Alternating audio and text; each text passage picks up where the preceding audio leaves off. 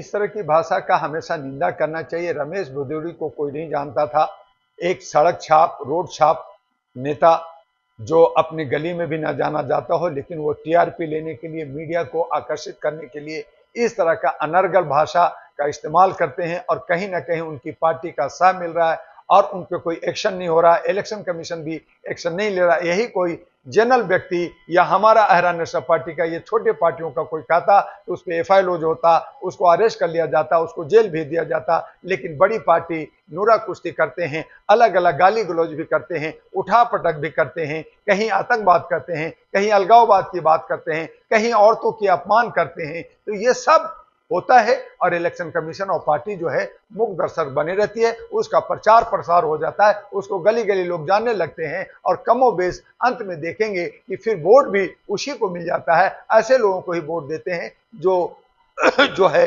Drama, एक जो है मदारी का ड्रामा करते हैं। तो इससे हमें बचना होगा, इससे हमें समझना होगा और इससे दूर हट करके हमें मानवीय मूल्यों के आधार पर अहरा नेशनल पार्टी इनवेलेप पे बटन दबा करके अच्छे सच्चे लोगों को लेकर के इंडिपेंडेंट को जिताएं और अहरा नेशनल पार्टी को जिताएं और छोटी पार्टी अगर अच्छा लगता है तो उसको जिताएं। ये हमारा अपील है और इन तमाम ऐसे लोगों पे ध्यान न दें। ये सब विघटनकारी लोग हैं, ये समाज को तोड़ने वाले लोग हैं, ये देश के दुश्मन हैं, ये लोकतंत्र के दुश्मन हैं, ये संविधान को अपमान करने वाले लोग हैं। इनसे हमें बचना होगा और अपने तरीके से आगे बढ़ना होगा। अपना प्यार, अपने हम मोहब्बत, अपना सौहार्द लुटाना होगा अपने लोगों के बीच में और इनसे बचना होगा। तो आपकी पार्टी क्या कुछ कर रहे हैं? अभी जैसे नॉमिनेशन होना शुरू हो चुका है, तो आपका चुनाव प्रचार क्या है? देखिए, हमने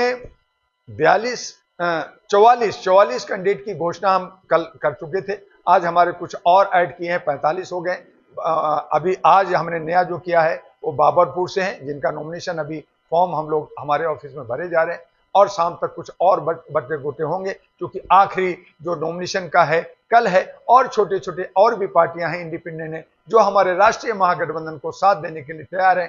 कल आखिरी जब नॉमिनेशन हो जाएगा तो हम लोग जो 70 जो उम्मीदवार हैं वो सब मिलकर करके जन आंदोलन, बड़े बड़े कार्यक्रम, रैलियां और तमाम दिल्ली को बताएंगे कि ये 70 के 70 उम्मीदवारों को आप जिताइए। हमारी राष्ट्रीय महागठबंधन का सरकार बनेगी। राष्ट्रीय महागठबंधन के अंदर 3 4 5 पार्टियां जो हैं वो सब अपने अपने सिंबल पे लड़ रहे हैं। जैसे हमारा जो है इनवेलेप है, हमारे सहयोगी का बेल्ट है, हमारे सहयोगी का जो है बाट बल्ला है। तो इस तरह से हम लोग अलग अलग तरीके से लड़ रहे हैं, लेकिन सब घटक के हैं, सब जो है महागठबंधन, राष्ट्रीय महागठबंधन का हिस्सा है। और हम लोग मिल करके जैसे एनडीए और इंडिया है, उसी तरह से राष्ट्रीय महागठबंधन एनजीए, नेशनल ग्रैंड अलायंस है। और हम उम्मीद करते हैं, आशा करते हैं कि जनता का प्यार जरूर मिलेगा और हम लोग एक अच्छा राष्ट्र बना करके इनका सामना करें।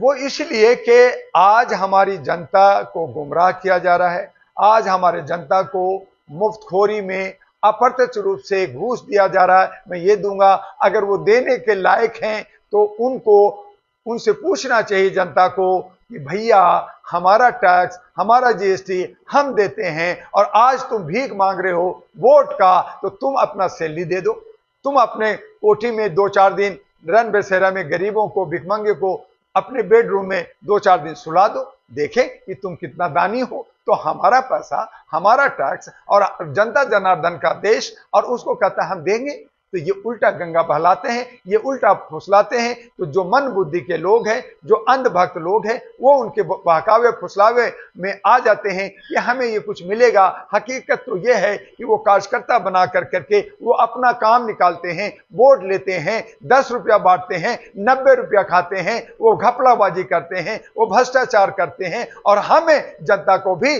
जहां भ्रष्टाचार खत्म करने की बात है, वहां जनता को भी भ्रष्ट बना दिया गया है कि तुम ये लो, हम तुम्हें ये घूस दे रहे हैं। तो ये घूस देना भ्रष्टाचार है। तो इस तरह से नेता लोग जनता को घूस दे करके वोट लेना चाहती है, जबकि जनता जनार्दन है, जनता का देश है, जनता का प्रॉपर्टी है, जनता का सारा हिस्सा है। तो इसलिए जनता को ऐसे लोगों को कहने वाले जो हम दे रहे हैं उनको नकारना चाहिए और अपना देश के लोकतंत्र को और संविधान को बचाना चाहिए।